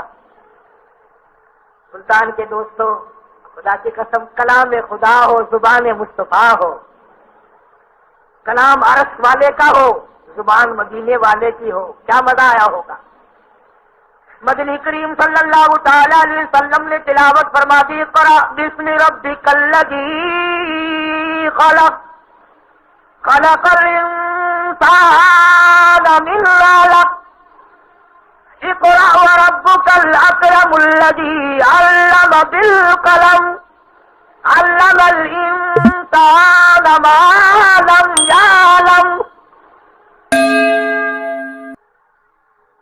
جب یہ کلام الہی سنا، توریت کے عالم نے، توریت کے حافظ نے، ورقہ ابن نوفل نے آنکھوں سے آنسو شروع ہو گئے، رونے لگا اور کہنے لگا خدیجہ مبارک ہو، اور پریشان خدیجہ، ازردہ خدیجہ، پریشان حال خدیجہ، مبارک ہو، لکھا مبارک ہو، کروڑوں مبارک ہو، اربوں مبارک ہو خدیجہ، تو تاجر کی بیوی نہیں، تو سردار کی بیوی نہیں، تو کسی مکے کے نوجوان کی بیوی نہیں، تو قریش کے خاندان کی بیوی نہیں، مبارک ہو، تو شہنشاہ کائنات کی بیوی ہے۔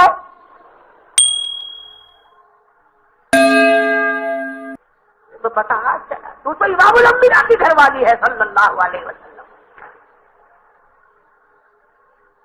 میری توریت میں یہ موجود ہے کہ آخر الزمان پیغمبر آئیں گے، ان کو قرآن ملے گا۔ خدیجہ مبارک ہو، ڈولی تیری ہوگی، کلام خدا کا آیا کرے گا۔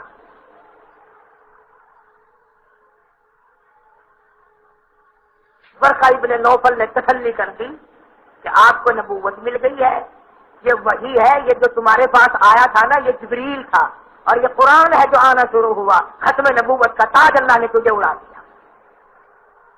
توجہ ہے سب کی۔ اگلی بات بڑی نازک سی ہے، یہ باتیں تو ساری مزے کی تھی نا۔ امام الانبیاء ہونا بڑا مزیدار ہے، قرآن کا آنا بڑی اچھی بات ہے، خدیجہ کا اتنے عظیم نبی کی بیوی بن جانا بڑی بات ہے۔ ورقہ ابن نوفل نے جو اگلی بات کہی وہ بڑی فتح کی۔ کہنے لگا خدیجہ اے کاش میری عمر بڑی زیادہ ہو چکی ہے، موت بالکل قریب ہے، صبح شام کا ہوں، اے کاش میں اس وقت زندہ ہوتا، میں اس وقت موجود ہوتا، میں بھی اس وقت ان کی کچھ مدد کرتا جب مکے کے لوگ ان کو گلیوں میں پتھر ماریں گے۔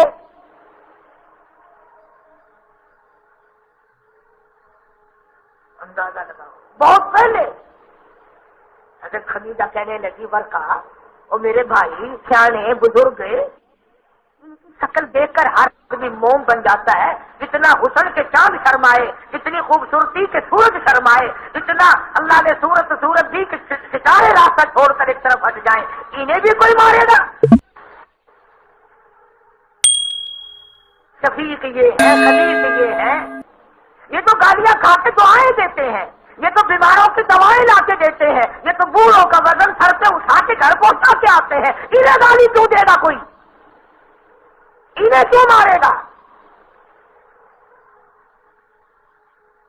ورقہ ابن نوفل کہتا خدیجہ تیرے خامد نبی بھی سن رہے ہیں صلی اللہ علیہ وسلم، اللہ کی توحید کا مسئلہ اتنا کڑوا ہے، اللہ کی توحید کا مسئلہ اتنا تلخ ہے کہ جب یہ اللہ کا نام لے کر قرآن پڑھے گا اور اس میں جب یہ پڑھے گا نا کہ اس دروازے کے سوا کوئی دروازے نہیں، سارے لوگ پتھر مارے۔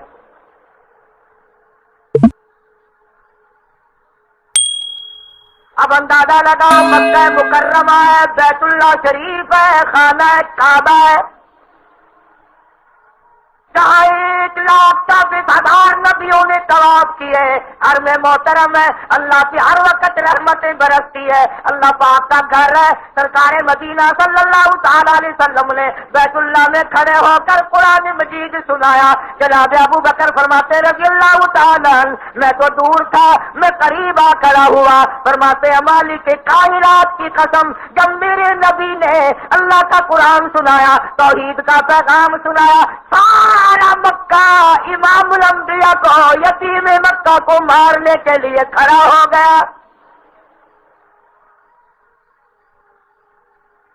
دھکے دیے، کوئی ادھر سے دھکا دیتا ہے تو ادھر سے دھکا دیتا ہے، عتیبہ ہے، عتبہ ہے، شیبہ ہے، ولید ابن مغیرہ ہے، ابو جہل ہے، ابو لہب ہے۔ اندازہ لگاؤ ذرا، کلیجے پہ ہاتھ رکھ کے تو سوچو، مار کھانے والا ایک اور مارنے والے سارے۔ جناب ابو بکر رضی اللہ تعالیٰ عنہ فرماتے ہیں، یہ مقدروں والے لوگ تھے جو نبی کے اس وقت کام آئے جب لوگ نبی کو مارتے تھے۔ ظالموں، کچھ تو سوچو، آج نبی کی سنت ہم کس وقت بھی نہیں اپناتے جب ہمیں پوچھنے والا بھی کوئی نہیں، پریشانی کوئی نہیں۔ جناب ابو بکر رضی اللہ تعالیٰ عنہ فرماتے ہیں، میں آگے بڑھا، عتبہ کو دھکا دیا، عتیبہ کو دھکا دیا، ولید ابن مغیرہ کو پرے دھکے دیا، کسی کا ہاتھ پکڑا، کسی کی ٹانگ پکڑی، کسی کو ادھر کیا۔ بکے والوں، میرے آقا کو نہ مارو، شہنشاہ کائنات کو نہ مارو، یتیم مکہ کو نہ مارو، امام الانبیاء کو نہ مارو۔ صدیق اکبر فرماتے ہیں، میرے بچاتے بچاتے، میرے منع کرتے کرتے، میرے ہٹاتے ہٹاتے، ایک کمیڑا اٹھا، اس نے کپڑا محمد کریم صلی اللہ علیہ وسلم کی گردن میں ڈال لیا، حضور کے گلے میں ڈال لیا، اور اتنے بل چڑھائے، اتنے بت چڑھائے، اتنا گھونٹا۔ ابو بکر فرماتے ہیں، میری آنکھوں نے دیکھا، امام الانبیاء کی آنکھیں باہر نکل آئی۔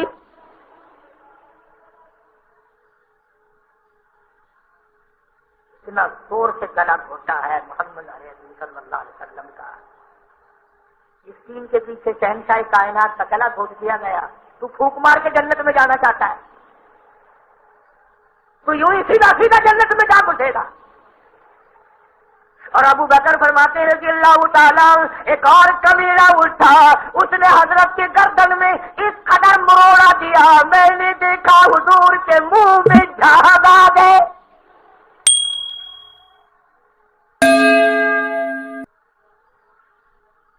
اور میں نے ان سے پوچھا، مکے والوں، مکان تمہارا نہیں چھینا، دکان تمہاری نہیں چھینی، مال تمہارا نہیں لیا، عزت کا جھگڑا کوئی نہیں، شہنشاہ کائنات کو کیوں مارتے ہو؟ سارے کہنے لگے، اجعل الآلہۃ الہا واحدا ان ھذا لشیء عجاب۔ کیوں کہتا ہے کہ خدا ایک ہے؟ کیوں کہتا ہے کہ حاجت روا ایک ہے؟ کیوں کہتا ہے کہ مشکل کشا ایک ہے؟ کیوں کہتا ہے کہ سب کو رزق دینے والا ایک ہے؟ کیوں کہتا ہے کہ سب کو اولاد دینے والا وہ ایک ہے؟ یہ گناہ بتایا کافروں نے۔ اور پھر آگے سنو، ابو بکر صدیق سب کا رضی اللہ تعالیٰ عنہ، آئے آئے قربان ہو جاؤں، حضور کو چھڑاتے چھڑاتے وہ کمینے حضور کو چھوڑ کر ابو بکر پہ چل پڑے، اتنا مارا اتنا مارا۔ سید آسمہ ابو بکر کی بیٹی کہتی ہے رضی اللہ تعالیٰ عنہ کہ سر پہ اتنے جوتے مارے کہ یوں کیا کرتے، یعنی اندازہ لگا آج کوئی بھائی کی حمایت میں مار کھائے گا، کوئی مامے کی حمایت میں مار کھائے گا، کوئی ابا کی حمایت میں مار کھائے گا، کوئی بیٹے کی حمایت میں مار کھائے گا، کوئی رشتہ داروں کی حمایت میں مار کھائے گا، کوئی اپنے دوستوں کی حمایت میں مار کھائے گا۔ واہ ابو بکر، تو نے امام الانبیاء کی حمایت میں اتنی بڑی مار کھائی۔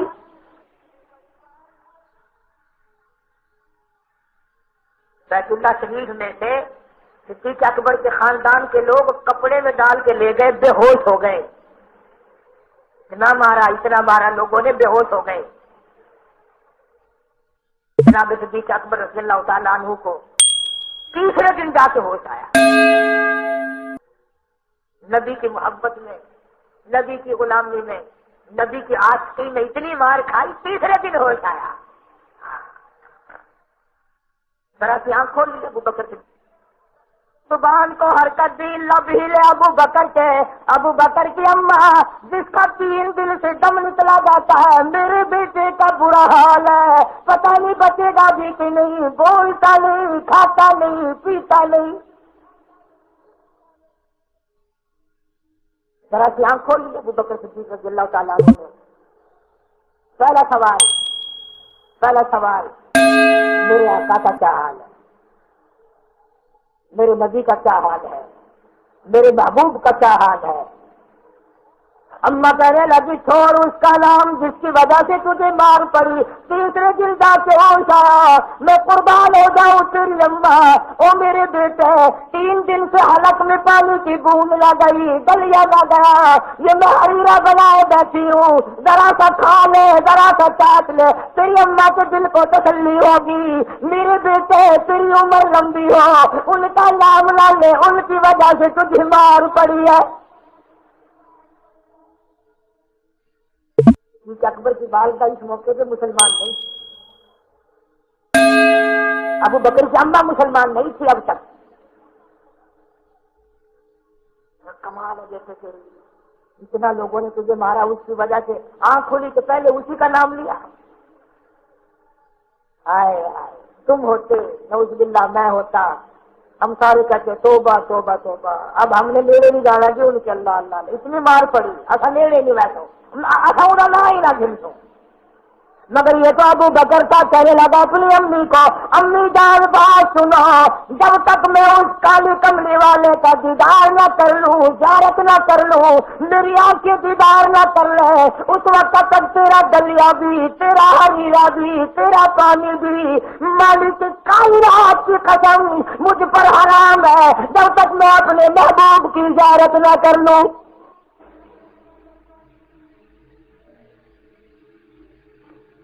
میں تو پہلے ان کا دیدار کروں گا۔ سب کہہ دو صلی اللہ علیہ وسلم۔ کیا محبت ہے، کیا عظمت ہے۔ اماں کہنے لگی بیٹا مجھے کیا پتا تمہارے نبی کا کہاں ہے، کیا حال ہے۔ عورت بیچاری اور چھپ کر مسلمان بنی ہوئی تھی، سدا تو تھی اسلام کی۔ صدیق اکبر کو تو پتا تھا نا اس کا، اپنی امی کو فرمانے لگے اسے بلا کے لاؤ۔ اب وہ آدمی بیچاری ڈرے، وہ عورت ذات کہ نبی کو مارا، ابو بکر کو مارا، اپنی امی کے سامنے ہی ابو بکر نے پوچھ لیا کیا حال ہے سرکار کا۔ اب بیچاری وہ ڈر کی ماری کہنے لگی میری طرف دیکھنا، یوں اشارہ بھی کیا کہ تیری اماں سن رہی ہے، مجھ پر نہ مصیبت آ جائے، میں عورت ذات ہوں، کمزور ہوں۔ اور بظاہر کہنے لگی مجھے کیا پتا رات کے وقت، میں کیا جانوں اندھیرے میں کون کہاں ہے، میں تو نہیں جانتی، اور اشارہ کرا تیری اماں سن رہی ہے۔ اگر میرا پتا چل گیا تو ماریں گے سارے مکے والے۔ صدیق اکبر رضی اللہ تعالیٰ عنہ نفسیات کے بڑے ماہر تھے، فرمانے لگے گھبرانا، میری ماں بیٹے کی محبت میں قید ہوئی کھڑی ہے، کسی کو نہیں کہنے جائے گی۔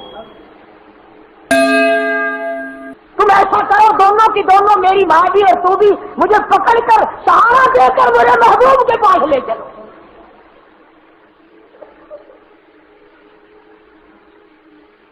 اللہ غنی، مسلمان تو نہیں تھی صدیق اکبر کی اماں، لیکن کہنے لگی میں ذرا دیکھ کے آؤں، گلی میں کسی کا آنا جانا تو نہیں، اس وقت لے کے چلیں گے جب سب سو جائیں گے، کوئی نہ دیکھے ہمیں۔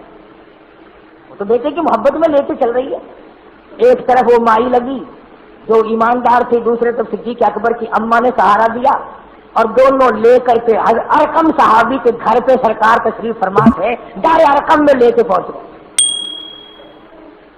علماء قیام نے لکھا جب مدنی کریم صلی اللہ تعالی علیہ وسلم کو پتا چلا میرا ابو بکر آ گیا، کھڑے ہو گئے اور صدیق اکبر کو سینے سے لگا لیا، پیشانی پہ بوسہ دیا اور پوچھا ابو بکر تیرا کیا حال ہے، تجھے اتنی مار پڑی میری وجہ سے؟ عرض کیا میرے آقا تیرا دیدار مل گیا، میرے سارے دکھڑے ٹل گئے۔ میرے سارے غم غلط ہو گئے، میری پریشانیاں ساری دور ہو گئی. کیوں؟ اس لیے کہتا تیرے چہرے پہ فدا شمس و قمر، تیرے چہرے پہ فدا شمس و قمر، تیری زلفوں پہ تصدق شام و سحر، رخسار پہ ٹھہرے کس کی نظر، رخسار پہ ٹھہرے کس کی نظر، تیری پیاری ادا کا کیا کہنا، او میرے آقا تیرا دیدار مل گیا میرے دکھڑے ٹل گئے. اس وجہ سے تیری شان بڑی بلند ہے. ابو بکر کہتا والاثر تیرے زمانے کی قسم، والاثر تیرے زمانے کی قسم، علم نشرح تیرے سینے کی قسم، والولد تیرے والولد تیرے وطن کی قسم، تیری رہنے کی جا کا کیا کہنا، او کالی کملی والے تیری گلیوں کی او خالق قسمیں کھاتا تیرا کیا کہنا. اتنی بلندی، اتنی رفعت. اسی کو کہتا براق تھکے جبریل رہے، رب رب بھی آگے جا نہ سکے، رب ادنو حبیبی ملنی کہے، رب رب ادنو حبیبی ملنی کہے، تیرے قرب خدا کا کیا کہنا، رب آواز پہ آ جا تو میرا محبوب ہے.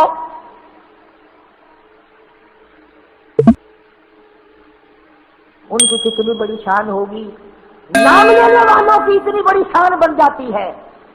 فرمایا جو ایک مرتبہ میرے محبوب کی ذات پہ درود پڑھے 10 بار میں اللہ اس کے اوپر اپنی رحمت کی چادر تان دیتا ہوں، 10 گناہ مٹا دیتا ہوں، 10 نیکیاں اس کے نام اعمال میں لکھ دیتا ہوں، 10 درجے اس کے بلند کر دیتا ہوں. جس نبی کی عظمت یہاں تک ہو، جنت البقیع کے قبرستان میں الحمدللہ جانے کا اتفاق ہوا. بارہا ہزاروں لاکھیں قبریں ہیں. سرکار مدینہ صلی اللہ علیہ وسلم کے 10,000 جرنیل وہاں سوئے ہوئے ہیں، بڑے بڑے صحابی وہاں سوئے ہوئے ہیں.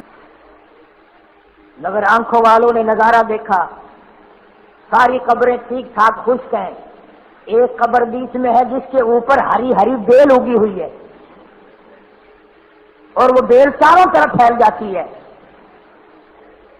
کسی سمجھدار عرب سے پوچھو یہ کس کی قبر ہے، جواب ملے گا نبی کو دودھ پلانے والی مائی حلیمہ کی قبر ہے. کیا کہنا اس کی عظمتوں کا، جس نے نبی کو کم سے کم کئی برس تک سینے سے لگائے رکھا، پیار کرتی تھی، ماتھے پہ بوسہ دیتی تھی، ہر وقت کندھے پہ بٹھا کے رکھتی تھی، پانی پلاتی تھی، کھانا کھلاتی تھی. تم میں سے اگر کسی کا دل کرتا ہو اے کاش مجھے یہ توفیق مل جاتی، مجھے یہ موقع مل جاتا. آج اللہ کا قرآن دنیا میں ہے، اور قرآن کے قریب ہو جا، قرآن کی خدمت کر، قرآن پہ ایمان لا، اس کی تلاوت کر، اس کی عظمت کو دل میں بسا، انشاءاللہ مائی حلیمہ والا ہی ثواب مل جائے گا. میں عرض کر رہا تھا کہ برکتیں ملی. ایک جنگ حنین ہوا ہے، قبیلہ بنو ثقیف کے لوگوں نے وہ اتنے تیر انداز تھے، کئی ہزار صحابہ کرام کی آنکھیں پھوڑ دی. قرآن میں ذکر ہے جنگ حنین کا. پھر حضور کریم صلی اللہ علیہ وسلم کے ساتھ تھے، فتح ہو گئی اور قبیلہ بنو ثقیف کے لوگوں کو، عورتوں کو قید کر لیا گیا. وہ کافروں کا جو قبیلہ تھا اسے قید کر لیا گیا. اب سارے کافر ایک لڑکی کو پکڑ کے لائے کہ تو چل کر ساروں کی سفارش کر حضور کریم صلی اللہ علیہ وسلم کے دربار میں. توجہ کرنا، اب وہ لڑکی آئی بیٹھ گئی. کہنے لگی آقا کالی کملی والے اللہ کے نبی میں تیری بہن ہوں, میری سفارش قبول فرما. آپ نے فرمایا میری بہن تو پیدا ہی نہیں ہوئی, میں خود ماں کے پیٹ میں تھا, یتیم ہو گیا, پھر ابا کا انتقال ہو گیا, اماں بھی فوت ہو گئی, میری بہن کہاں سے آئی؟ اس نے کہا میں فلاں خاندان کی ہوں, فلاں قبیلے کی ہوں, فلاں کی بیٹی ہوں, میں فلاں ہوں. فرمایا میں نہیں جانتا. توجہ کرنا, آپ نے فرمایا میں نہیں جانتا. اخیر میں اس نے کیا بات کہی ہے؟ کہنے لگی نبی اللہ چلو اگر اور کسی بات پہ یقین نہیں آتا میرے یہ دونوں ہاتھ چوم کر دیکھو, آج بھی اگر نبوت کی خوشبو آئے میں تیری بہن. مائی حلیمہ کے یہاں جب آپ تھے دودھ پیا کرتے تھے, میں بڑی تھی گود کھلایا کرتی تھی, آج تک میرے ہاتھوں سے خوشبو آتی ہے نبوت. آپ نے سونگا, فرمایا بالکل ٹھیک کہتی ہو, اور اگلی بات کہہ کے ختم کروں گا, اگر تمہارے دل میں کوئی رکھتی ہے تو مزہ آئے گا. آئے آئے کہنے لگی کالی کملی والے ایک اور بڑی نشانی دکھاؤں؟ اس نے کہا کیا دکھاؤ گی؟ میری طرف دیکھ رہے. اس نے یوں بٹن کھولا اور یوں یہاں سے تھوڑا سا کنڈا کھول کے کہنے لگی یہ دیکھ رہے ہو نشان؟ یہاں دیکھا ہے کہ میری گود میں تھے آپ, میرے منہ سے شرک کی بات نکل گئی, میری گود میں تھے آپ, میں آپ کو کھلا رہی تھی, میرے منہ سے شرک کی بات نکل گئی, آپ نے اتنا زور کا ٹک مارا میرے یہاں تک نشان ہے, اور نبی کو گود میں لے کر شرک کی باتیں کرتی ہے.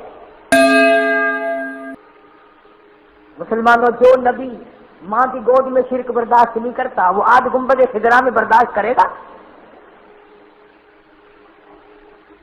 پھر یہ جو ہم نے ڈھنگ بنا رکھا ہے, کھوتے گھوڑے اونٹ باجے گاجے, کیا ہو رہا ہے؟ نبی کا جلوس نکالنا ہے. اگر تو اپنا جلوس نکال, اپنے ماں باپ کا جلوس نکال, تو اپنی برادری کا جلوس نکال, نبی کا جلوس کیوں نکالتا ہے؟ ایک تم ہو, سبحان اللہ سبحان اللہ, حضرت صاحب جو یہ کپڑے نے صلی اللہ علیہ سبحان اللہ صلی اللہ علیہ, تمہارا بھی کیا کہنا, تم تو وہ لوگ ہو بابا. کسی مولوی نے بیان کرا کہ جنت میں بڑی نہریں ہوں گی, جنت میں بڑے اعلیٰ درجے کے مکان ہوں گے, لوگ کہنے لگے سبحان اللہ. وہی مولوی کہنے لگا دوزخ میں بڑے ناگ ہوں گے, بڑے بٹھوئے ہوں گے, بڑے انگارے ہوں گے, آگے سبحان اللہ. اللہ پاک سمجھ کی توفیق عطا فرمائے. وآخر دعوانا الحمدللہ رب العالمین. انشاءاللہ اللہم صلی وسلم وبارک علی سیدنا و مولانا محمد وعلی آل سیدنا و مولانا محمد وبارک وسلم وصلی علیہ. سب کو حضور کریم صلی اللہ علیہ وسلم کی عظمت محبت عطا ہو, غلامی عطا ہو. مولا ہمارے دلوں کو حضور کریم صلی اللہ علیہ وسلم کی محبت سے بھر دے, قرآن کریم کی تلاوت سے بھر دے. صلی اللہ علی حبیبہ محمد وعلی آلہ وصحبہ اجمعین برحمتک یا رب.